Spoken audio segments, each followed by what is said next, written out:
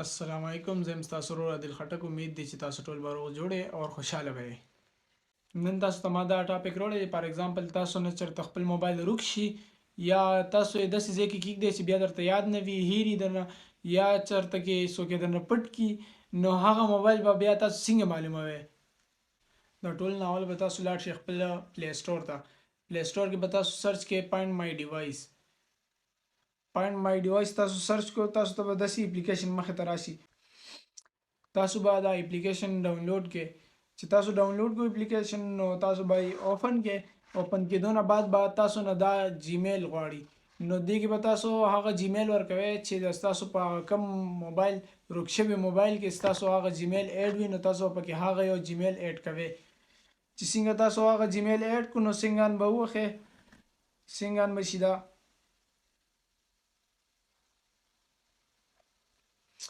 د دې نه بعد دا دې تاسو ته راغو چې ستاسو کوم موبایل ماډل دی هغه هم تاسو ته راغو.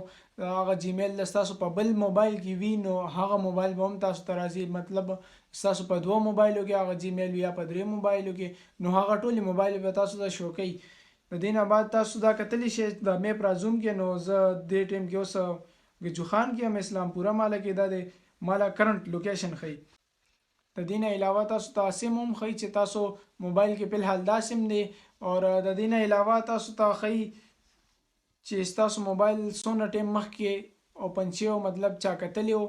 او د دې نه علاوه تاسو د ښکته اپشن 3 اپشن وګورئ، نو دې کې دا یو دی پلی ساوند. تاسو موبایل ته ورسېدئ، د میپ په ذریعه باندې ورسېدئ موبایل ته، نو اوس هلته کې رش دی. فار ایگزامپل تاسو ته پته نه لګي چې دلته کې زما موبایل چا سره دی، چا په جیب کې دی، یا چېرته په داسې ځای کې دی چې تاسو ته نه ښکاري. نو تاسو به دا پلی ساوند باندې کلیک کړئ، نو اټومیټیکلی به ستاسو موبایل که سایلنټ هم وي، نو ساوند به پلی کړي، رنګ ټون به پلی کړي. د دې نه علاوه دا سیکور ډیوایس، فار ایگزامپل تاسو په خپل موبایل باندې کوډ نه وي لګولی او چېرته کې تاسو نه پاتې شي، نو تاسو به وښیئ سیکور ډیوایس. نو چې څنګه سیکور ډیوایس وښیئ، هلته کې به تاسو نوی پاسورډ ورکړئ، هغه به ستاسو د موبایل پاسورډ شي.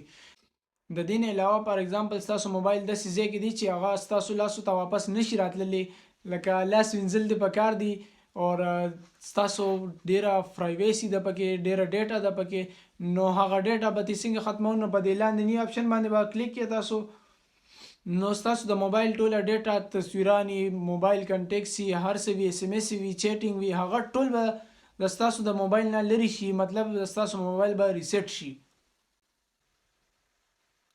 خو یاد ساتئ د ستاسو موبایل ته به هله اکسس کیږي، مطلب هله به تاسو معلومولی شئ چې ستاسو په موبایل باندې ډیټا آن وي او لوکیشن پې آن وي. نو دا لازمي آن ساتئ، ځکه د هیڅ پته نه لګي. بعضې خلک وایي دا ډیټا چې آن وي یا لوکیشن آن وي، دې سره موبایل چارج ډیر خوري، خو هیڅ پته نه لګي. تاسو ناڅټې موبایل چېرته پرېوځي یا چېرته درنه داسې ځای کې کېږدئ چې بیا درته یاد نه وي، د هغې هیڅ پته نه لګي. نو لوکیشن او ډیټا هر ټایم آن ساتئ. تاسو به بیا هر ټیم خپل موبایل لټولی شئ، مطلب خپل موبایل به را معلومولی شئ. دا و زموږ نننی ټاپک. که ویډیو مو خوښه شوي لایک کړئ، کمنټس کړئ او چینل ورسره ضرور سبسکرایب کړئ. میلاویږو په نیکسټ ویډیو کې. تر دې دمه الله حافظ.